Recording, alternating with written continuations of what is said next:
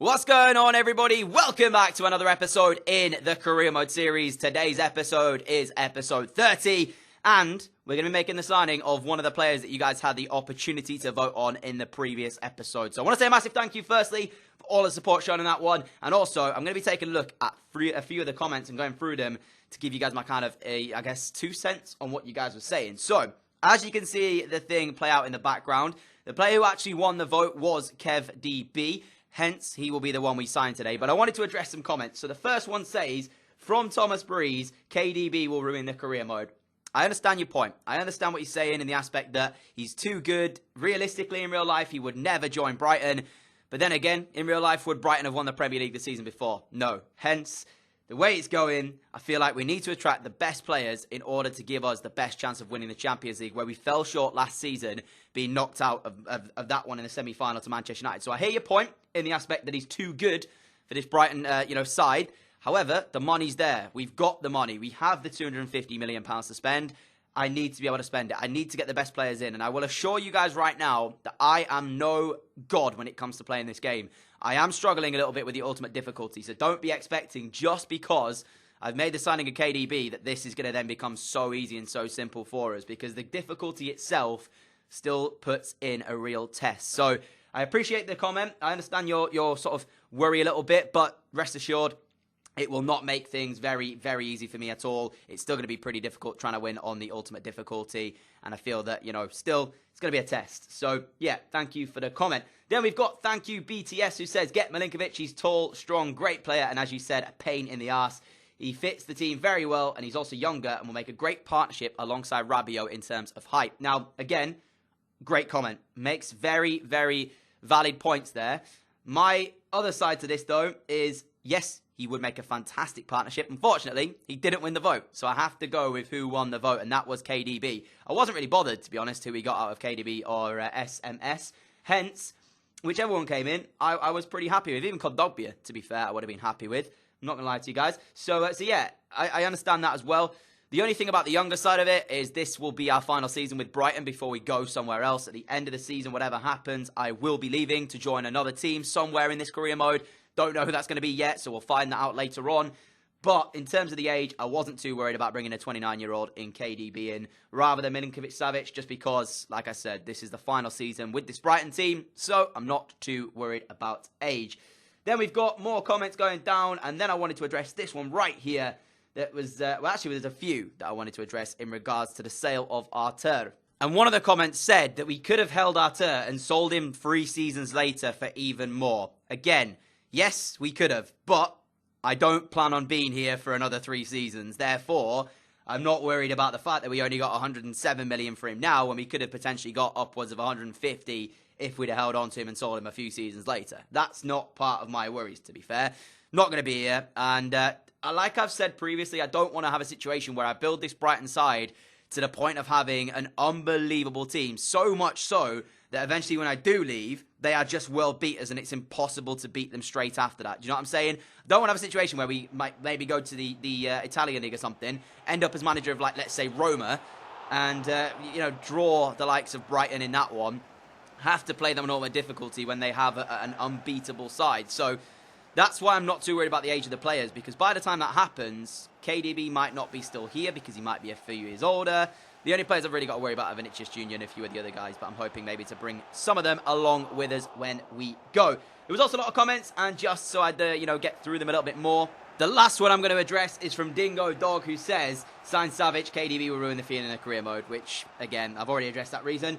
But then he goes on to say, you never signed big team players and gave the chance to players from smaller teams. Savic is from a smaller team. However, he's now at Manchester United in this series, so unless you're classing Man United as a smaller team, then that's a little bit of a burn to Manchester United. In which case, I understand your point again, but like I've already addressed, this is probably going to be the final season with Brighton. And he tells us to sign Ezequiel Barso as he is the next Aguero. Do not worry, my friend. When I move, eventually, he is going to be top of my priorities to bring in a player. Again, going along the lines of smaller teams, not having the biggest budget, I think he will be a good signing for whoever we decide to go to come the end of this season. So that's the comments addressed. I thank you all for your comments. I apologise if I obviously didn't shout out your comment or whatever. I don't want to have a situation where I'm going through the video 15 minutes long and just talking about every single comment. So that is that. Like I said, thank you for the comments left. and all that good stuff. So, moving into the gameplay, though, we have 3 more games here to watch, the first of which has just come to a close. It was the Community Shield against Chelsea, the side that the plaudits and the pundits had been saying before the season kicked off were going to be the champions this year. Chelsea, towards the, I guess, betting side of the game, are actually favourites to win the league, according to the bookmakers. So, in which case, we were actually predicted to finish 7th. Having won the league, the side that we've got right here, we are predicted to finish 7th, ladies and gentlemen. 7th place in the league. What is that? It's a joke. So, it was kind of fun to be able to see how it was going to go, because obviously I don't fully know what kind of position we are going to get come the end of the season. I'd like to think we'll win it again. But Chelsea were the side who were supposedly the favourites to win. Therefore, this kind of gave us an indication to just how much we could actually beat them by. It was a fairly close game. We didn't play brilliantly. I didn't really get going at all. The players that we named didn't necessarily shine, the likes of KDB, who came in for his debut. Not his professional debut, of course, because that comes in the next game in the Premier League. But yeah, I was a little bit worried about certain players who played there. And one on my other side of that is we've currently got Ali Reza out on the right-hand side with Anthony Martial up front. I don't know if I want to bring in a right winger or not, because at this stage, I was looking at Ezekiel Barco. I apologise for getting his name wrong. My only problem with bringing him in, who would actually be a good fit for us here at Brighton, is that then obviously when I do leave, I want to try and sign him to another team. So, yeah, I'm unsure as to what I want to do for that right mid spot. So if you've got any suggestions, leave me a comment with a winger that you want to see join us here at Brighton, and I might try and make that signing happen. We have £85 million left to spend. So if you've got any players at all that you want to see join us here at Brighton to play right wing for us this season, then leave it down below. But just bear in mind, guys, that I will be leaving come the end of the season or beginning of next season. So if you do want to see them then join us again, we have a bit of a problem there. So just make sure you guys know that and understand it. Now, at this stage, this is where controllers get broken. I genuinely do not know how we weren't leading against Swansea here. KDB hit the crossbar, came back out, junior header, off the post. Goal gaping, off the post. When you're playing a normal difficulty, you don't need this happening to you as well, because things are already hard enough as they are. Odriozola, though, goes down the right-hand side, puts the cross in early doors. Anthony Martial flicks the header goalwards and sends us 1-0 in front. I mean, like I said, you know, when you're playing on this difficulty, you need to take your chances, because I've got to say this right now, even the games against teams that you are expected to win and games where you would think that you're going to win quite comfortably, they are not easy. This game against Swansea, for the first half, was very tough. They gave me an interesting game. They created a couple of chances. They weren't really worth showing, but they definitely knocked the ball around well. It was only when we got into the second half and KDB did this, did we take full control of the game. Now, that's why we brought him in. You've got to look at this and just say, how many players in world football would have been able to take one touch, curl it in the top corner, and not give the goalkeeper a chance? Look at this from this angle in a second. The keeper does not even move. He doesn't even try to go for it because he realises, I'm just not going to get there. There's just no chance that I'm going to even get to that ball. Like I said, there's not many players in world football that would have been able to do that with such confidence and being able to find the top corner. So it's his first goal for Brighton, wearing the number 8 shirt, the £125 million man, and I'm sure it will not be his last. Don't worry as well for the Foden fans out there. I know he has quite a nice following on my channel with the aspect of us bringing him in last season, and he did bits for us in terms of the performance.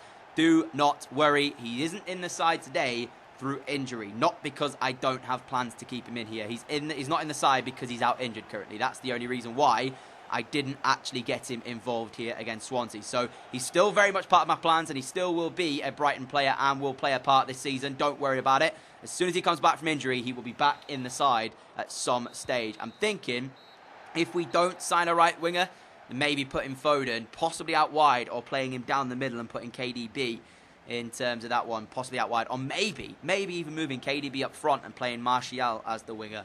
That could be something we also decide to do. I'm not sure about it just yet. We'll have to wait and see what comes around with that one. But nevertheless, a 3-0 win in our first game of the new Premier League season is enough to take us top of the table after the first game had been played. But then there were 2 games played, and we found ourselves in 5th place going into game 2 against Huddersfield, who had lost their first one and found themselves bottom of the table. You can see it is the usual suspects barring West Brom, who are in the top 5, top 6 currently. And like I said, Chelsea, the favourites to win the league this season. We're the 7th place side to win it. They're putting it down to one of the situations where it was just a one-off that one of the sides win it who aren't necessarily going to. But with this side, if we don't win the Premier League, it will be a travesty. I'm saying it right now, if we don't even reach the final of the Champions League, I will be so angry with myself. We've got an unbelievable team, and it's one that we should quite easily get ourselves into the last stages of the Champions League with. I mean, even with the ultimate difficulty, it is very, very, very try-hard sometimes, and I do genuinely think to myself at times, why do I even bother playing on this difficulty? It's so sweaty sometimes. You have to just dig deep and try and find it.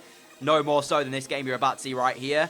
And it doesn't help. The gameplay this year does not help, because there is moments where you just think to yourself, it's an unfinished game. It really is. Like, I'm going to show you some stuff today, and you're just going to be like, this is how controllers definitely get broken. KDB sends through Vinicius Jr. inside 6 minutes. Great first touch from the Brazilian.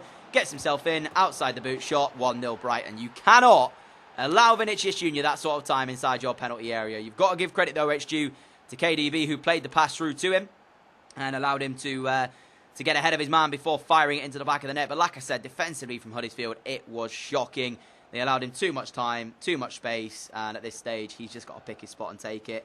Actually, the goalkeeper wasn't too far away from making the save. So, looking back at it from that angle, he could have done a little bit better, I felt, the keeper there. Nevertheless, we did take the lead, and we deservedly took the lead. Now, this is the moment next where I was talking about the fact that sometimes this is where it frustrates me, because we sent Ali Reza down the right, completely free. Take a look at this. Play the cutback to an unmarked KDB. For some reason, Martial takes over, knocks KDB out of the way. They're both getting each other's way.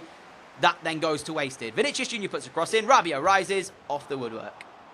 How much more can we do to try and find the second goal?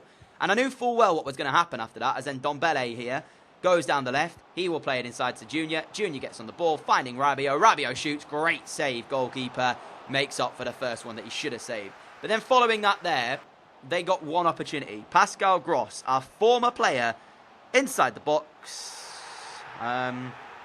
Frustration. I went in, right? Slid in thinking he was going to come back, but he just basically held on to the ball. At that stage, right, yes, I'm into ground, but he does kind of run into me. You know what I'm saying? Like, he could have so easily gone around me here. He chooses instead to kind of just take the foul, get the penalty. Fair play to him. You know, he's bought himself the penalty here. And out of nowhere, Huddersfield, who had been battered the first half, had a chance to bring themselves back on level terms. And you know what was coming. Frankie Brown goes the wrong way. Unfortunately, they score, and it is all honours even after 45 minutes. A game where we'd had that situation between KDB and Martial where they both kind of ran into each other, knocking each other off, and then I didn't end up scoring, even though we were in a favoured situation. Then we hit the crossbar. We battered them for 40 minutes, and we were back on level terms. So we had to find something in the second half. Eric Bailly through to Ali Reza. He shoots, well saved, but then, oh my God, the ball bounces back to him, open goal, and it just took over. I genuinely do not get it sometimes. I don't know how on earth he missed the rebound there. I really don't. But at this point, I was beginning to get a little bit frustrated, and then we got a little bit of luck ourselves. Bursting down the left, Vinicius Jr. tried to put the cross in. Smith brings him down. It's a penalty kick, but it took until the 75th minute for us to find another chance. And in a game where we pretty much dominated, I didn't know what to make of this. I really didn't. I felt like, for the most part, we were great. But then, like, you have this happen, and it's just, I don't know what to think of this, really, as Martial steps up to score. Makes it 2-1. At least we get back in front. But, like I said, there was so many chances that we had in this game and completely wasted them. Did we deserve to even win the game? I'm not so sure. But we are going to get ourselves in front. We are going to take the lead with 15 minutes to go. And we are going to win it by 2-1. Potential embarrassment avoided. It was at least a victory. We do take it 6 points from 6 from our first 2 Premier League games. And that will be how the episode ends off, guys. Thank you so much for watching. Hopefully you enjoyed it. I said earlier about the comments. Thank you all for leaving them. I apologise if I didn't touch upon your comment or shout you out again. I didn't want the whole video to be me just answering the comments. So thank you for leaving them. I did see it. And I will continue to take a look through the comments on today's episode as well. Like I said, leave me a suggestion for a winger potentially that you want to see us join. I do know there was a suggestion for Leon Bailey in there as well in terms of that one to take out Ali Reza for Leon Bailey. But yeah, any more suggestions, do leave them down below. £80 million still to spend. That's it though from me for this episode, guys. Thank you so much for watching, and I'll catch you all again with another episode very soon. Until next time, enjoy whatever it is you guys get up to, and I'll see you all again soon. Adios.